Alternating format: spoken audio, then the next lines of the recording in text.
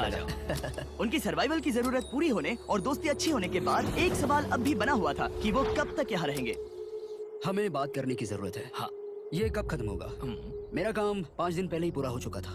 शायद एक और हफ्ता। हम दोनों को $35,000 मिलेंगे। अगर मैंने 70वें दिन वो गन चला दी तो तुम्हें कैसा लगेगा? मुझे बहुत बुरा लगेगा, सच में। हमें 70वें दिन पर बात करनी चाहिए और देखना चाहिए कि क्या हम और दिन रुक सकते हैं। सही है। मैंने कह तो दिया है कि मैं रुकूंगा, पर अब मैं यहाँ खुश नहीं हूँ। मॉर्निंग दोस्तों। तो हेज थोड़ा परेशान है, मैं उसे देख रहा हूँ। वो अपने तक ही सीमित है, इसलिए मुझे उसकी चिंता हो रही है। इस बार में ग्रेस से बात की, वो चाहता है कि मैं और समय तक रहूं। वो एक तरह से मुझे लंबे समय तक रुकने के लिए मोटिवेट कर रहा है। अब लगता है कि ये सब छोड़कर मुझे पिता बनकर सोचना चाहिए। एक और दिन? हाँ। नहीं, मुझे पता था ये होगा। ओ नहीं। हेज चेक करने जा रहा है जो ब्रीफ केस अभी अभी गिरा। 70वां दिन। देखते हैं ग्रेस मानता है कि नहीं। देखते हैं क्या कहेगा। हम इन पैसों से क्या करेंगे? मुझे तुमसे बात करनी है। क्या हम फ्लेयर चला दें? तुम्हें क्या लगता है? मुझे यहाँ रुकना है। मैं जानता हूँ कि तुम्हें अपने परिवार के पास वापस जाना है। जानता हूँ। हमने हजारों बार इस बारे में बात की है। तुम आज क्या कहोगे, हाँ या ना? एक और दिन रुके। तुम खुद को 24 घंटे दो और फिर देखते हैं। शायद मन मैंने बदल बहुत जाए। सोचा है इस बारे में, लेकिन तुम्हें एक और दिन चाहिए तो कोई बात नहीं। क्या चल रहा है बॉयज? कैसे हो जिमी? बढ़िया। हम थोड़ा वॉक कर लेते हैं। चलो इस तरफ आ जाओ। अब सोचो कि हेज यहाँ पर है ही नहीं। हाँ। तुम्हें क्या लगता है तुम कितने दिन यहाँ रुक सकते हो? मुझे लगता है 45 दिन और मैं हाँ। यहाँ आराम से रुक सकता हूँ। और क्या लगता है वो कितने दिन रुक सकता है? वो रोज मुझसे कहता है। तुम फ्लेयर शूट करने के बारे में कितने बार सोचते हो? हर पल। किस लिए रुके हो? इस स्टेज पर ग्रिज $1 मिलियन कमाना चाहता है और उसके लिए मना करना मुश्किल है। वो मेरा अच्छा दोस्त है, लेकिन ये परिवार की तरफ जाने लगा है। हाँ। तुम फ्लेयर शूट करोगे तो पता नहीं क्या होगा। मैं इंतजार नहीं कर सकता। कल रात नींद अच्छी आई? मुझे उसे निराश नहीं करना है, पर ये मुझसे अब नहीं होगा। मैंने सोचा कि यहाँ हम पहले शेल्टर में वापस आए जहाँ मैं हर रात क्रिस के साथ कंधे से कंधा मिलाकर सोता था। और उसके बाद ऐसा लगा, ठीक है दोस्त, अब हम भाई हैं।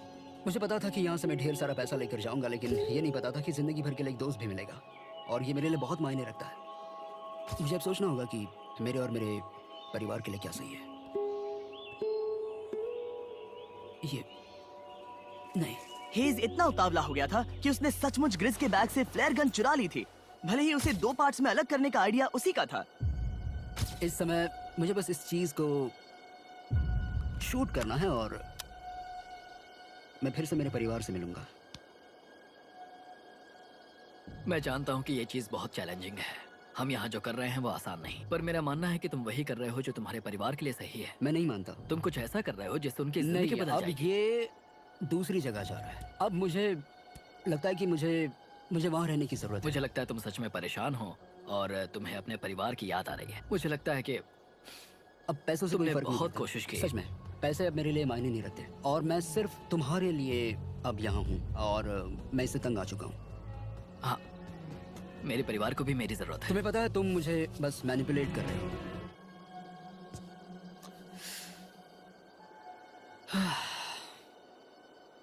ये साफ था कि ग्रिस को इस समय एक फैसला लेना ही पड़ेगा। हेज को ज्यादा से ज्यादा पैसों के लिए इन जंगलों में रहने के लिए कन्विंस करना या जरूरत के वक्त अपने दोस्त का साथ देना।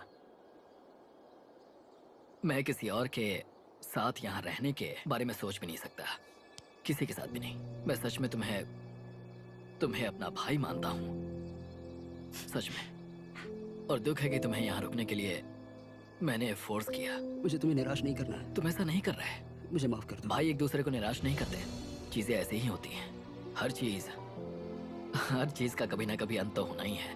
जरा मुझे फ्लेयर दिखाना। ये मुझे करने दो और मुझे माफ करना कि मैंने इसमें इतना समय लिया। अब हमें इसे शूट करना चाहिए बड़ी।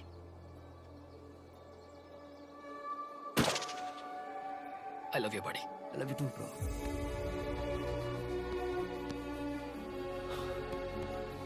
बदबू आ रही है। उन्होंने फ्लैश शूट कर दी है। तुम उसमें जाओ, जाकर उन्हें देखते हैं। हम अमीर हैं। हम अमीर हैं। ओह माय गॉड, जब हमने इन्हें यहाँ छोड़ा तो वो ऐसे दिखते थे और 74 डेज के बाद ये ऐसे दिखते हैं। क्रेजी। हाँ क्रेजी तो है। तुम 74 दिनों के बाद इस जंगल से निकल रहे हो। मैं इंतजार नहीं कर सकता। एक आखिरी सरप्राइज। ओह माय गॉश, ये तो आ गया। हाय डालिया, baby I love you. Oh